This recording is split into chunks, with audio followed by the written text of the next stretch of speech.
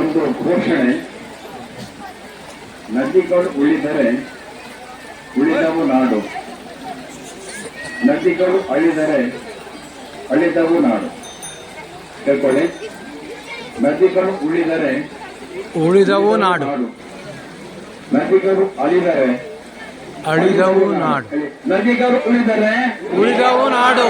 ನದಿಗಳು ಅಳಿದರೆ ಅಳಿದವು ನಾಡು. ನದಿಗಳು ಉಳಿದರೆ ಉಳಿದವು ನಾಡು. ನದಿಗಳು ಅಳಿದರೆ ಅಳಿದವು ನಾಡು. ಸಂಜೀವಯತ್ಯ ಶಕ್ಯಧರ ಸ್ವಧಾನ್ನ ಅನ್ಯಾವಶ್ಯ ಹಸ್ತಚರಣ ಶ್ರವಣ ಸ್ವಗಾದಿ ಪ್ರಾಣಾನ್ ನಮೋ ಭಗವತೆ ಪುರುಷಾಯ ತುಭ್ಯಂ. ವಂದೇ ಮಾತರ ಮಂಬಿಕಾಂ ಭಗವತೀಂ ವಾಡುರವೋ ಮಾತ್ಮಿಕಾಂ ಕಲ್ಯಾಣಿ ಕಮಲಿನಿ ಕಲ್ಪನಪಿತಾಂ ಕೈವಲ್ಯ ರಾಸಪ್ರಿಯಾಂ ವೇದಾಂತ ಪ್ರತಿಪಾದ್ಯಮಾನ ವಿಭವಾಂ ವಿದ್ವಂಬನೋರಂಜನೆ ಶ್ರೀಚಕ್ರಾಂಜಿತ ರತ್ನಪೀಠ ನಿಲಯಾಂ ಶ್ರೀರಾಜರಾಜೇಶ್ವರೀಂ ಶ್ರುತಿ ಸ್ಮೃತಿ ಪುರಾಣಾನಾಂ ಆಲಯಂ ಕರುಣಾಲಯಂ ನಮಾಮಿ ಭಗವತ್ಪಾದ ಶಂಕರಂ ಲೋಕಶಂಕರಂ. ಆ ಗಂಗಾವಳಿಯ ಮಧ್ಯದಲ್ಲಿ ನಾವೆಲ್ಲ ನಿಂತಿದ್ದೇವೆ. ಗಂಗಾವಳಿ ಅಂತಂದ್ರೆ ಗಂಗೆಯ ಪಂಕ್ತಿ. ಇಲ್ಲಿ ಈ ನದಿಯಲ್ಲಿ ಸೇರಿ ಬರುವ ಎಲ್ಲ ಉಪನದಿಗಳು ಕೂಡ ಒಂದೊಂದು ಗಂಗೆಗಳೇ ಆಗಿವೆ. ಹಾಗೆ ನೋಡಿದ್ರೆ ಶಾಲ್ಮಲ ನದಿಯು ಕೂಡ ಒಂದು ಗಂಗೆಯೇ ಆಗಿದೆ. ಗಂಗಾ ನದಿಗೆ ಆಪತ್ತು ಬಂದರೆ ಇಡೀ ಉತ್ತರ ಭಾರತ ಎದ್ದು ನಿಲ್ತದೆ. ಹಾಗೆ ಇವತ್ತು ಈ ಗಂಗಾವಳಿ ಕೂಡ ಆಪತ್ತು ಬರುವಂತಹ ಸಂಭವ ಇದೆ.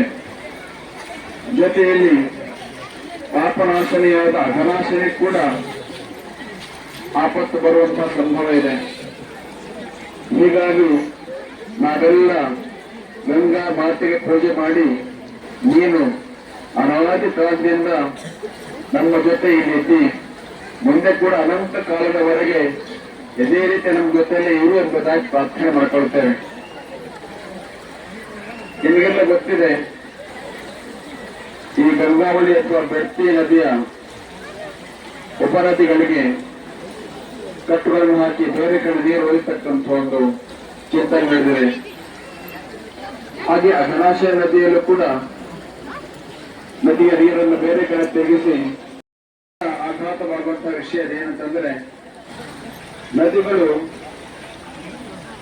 ಅಂತರ್ಜಲವನ್ನು ಹೆಚ್ಚಿಗೆ ಮಾಡ್ತವೆ. ಭೂಮಿಯ ಒಳಗೆ ಬಾವಿ ತೆಗೆದ್ರೆ ನೀರು ಸಿಗುವಂತಹದ್ದಿದೆ, ಅದು ಅಂತರ್ಜಲ.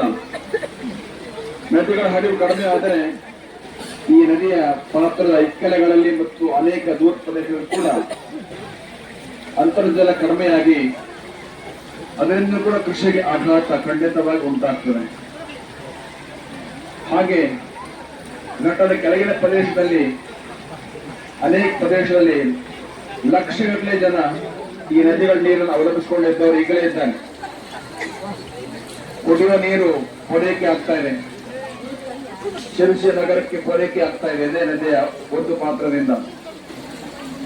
ಇವೆಲ್ಲವೂ ಕೂಡ ಆಪತ್ತಿಗೆ ಒಳಗಾಗ್ತವೆ. ಕಟ್ಟೆಕಡೆಗೆ ಮೀನುಗಾರರಿಗೆ ಅತ್ಯಂತ ಹೆಚ್ಚು ಆಪತ್ತು. ಹೀಗಾಗಿ ಈ ನದಿ ಜೋಡಣೆ ನಾವೆಲ್ಲ ವಿರೋಧಿಸಬೇಕು. ಆತ್ಮೀಯ ಭಕ್ತಾದಿಗಳೇ, ಇಲ್ಲಿ ಭಕ್ತಿ ಹೆಚ್ಚು ಶಕ್ತಿ, ಭಕ್ತಿಯೇ ನಿಜವಾದ ಶಕ್ತಿ.